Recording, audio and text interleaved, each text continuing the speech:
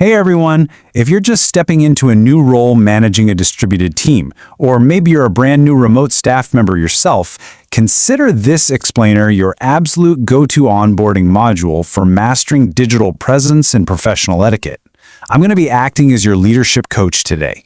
We are looking at a really fascinating piece of source material called The Invisible Smile, Radiating Sunnah in Remote Business. It explores a powerful concept, how exactly we project warmth, empathy, and leadership when we aren't sharing the same physical space with our teams. So here's our game plan for today. We're going to cover the invisible remote smile, sadaqah or charity in digital, setting the tone on camera, tone and patience off camera, and finally, intentional habits and reflection. My goal here is to set some very clear expectations on how you can learn to build genuine trust with distant team members step by step. Let's get right to it. All right, starting off with Section 1, the invisible remote smile, or digital body language. Now, a sincere smile truly does travel, even when you're working remotely. For decades, leadership coaching was all about the perfect physical posture, the firm handshake, right? But here's the paradigm shift you need to make. In a remote environment, your digital presence functions exactly like physical body language. Science actually shows us that mirror neurons in our brains fire even through a computer screen. That means we literally feel the warmth of someone's expression miles and miles away. It's wild. You do not have to share a physical room to radiate a really positive, steadying presence. Your digital body language, how you show up on a screen or type in a chat box, transmits your leadership energy instantly. Moving on to Section 2, sadaqah, or charity in digital. Let's look at the core Islamic philosophy that really drives this highly impactful approach to professional presence. The source material roots its remote etiquette in this concept called sadaqah. Simply put, it's the Islamic concept of voluntary charity, which beautifully includes offering a sincere smile to others. And what's really fascinating is how this translates directly to business. The text notes that in Islam, your smile is sadaqah, and in business, it is presence. This means offering a sincere smile to someone isn't just a fleeting nicety, it is a deeply intentional, charitable act. Connecting this concept of charity to your professional interactions elevates your daily video calls. They aren't just routine tasks anymore. They're literal opportunities to give something valuable, your positive attention and warmth, to your team. Okay, Section 3, on camera, setting the tone. This is where we focus on synchronous leadership, meaning those live, face-to-face moments we share over video calls. Look, your face speaks way before your words do. Think about those microseconds right when a meeting connects. Even before you've panicked trying to find the unmute button, we've all been there. Your facial expressions have already set the entire tone for the room. If you look distracted or stressed or annoyed, your team absorbs that tension immediately. A physical smile instantly translates to a digital welcome.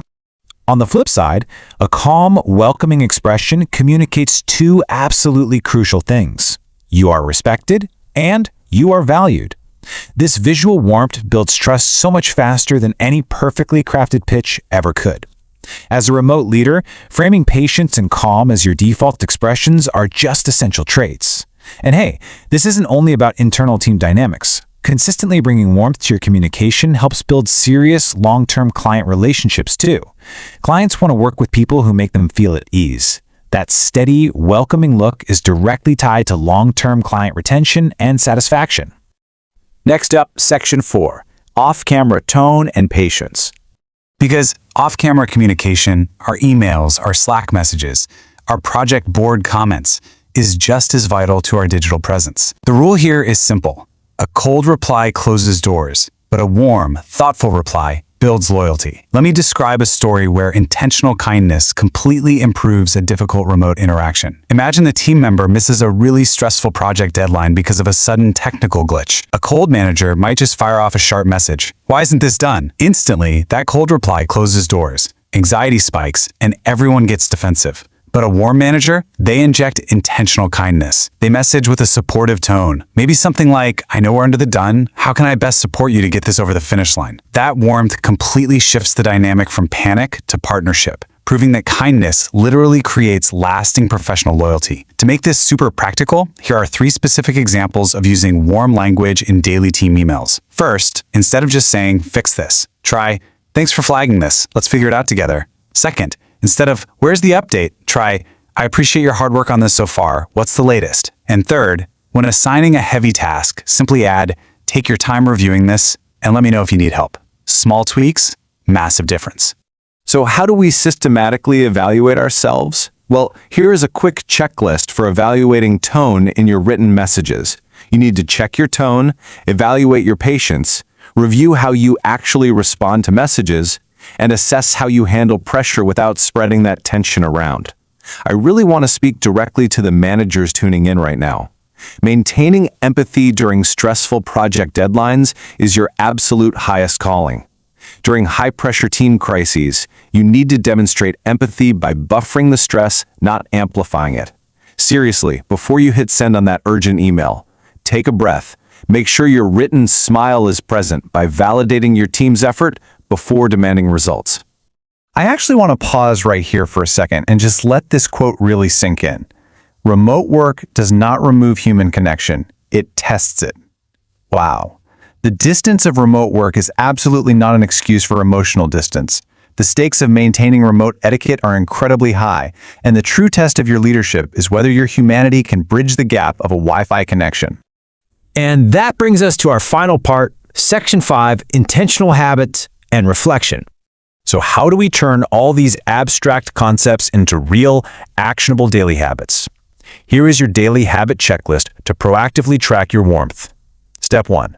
Show warmth in your voice. Step 2. Show respect in your words. And step 3. Show ease in your presence. Literally keep this checklist right by your monitor.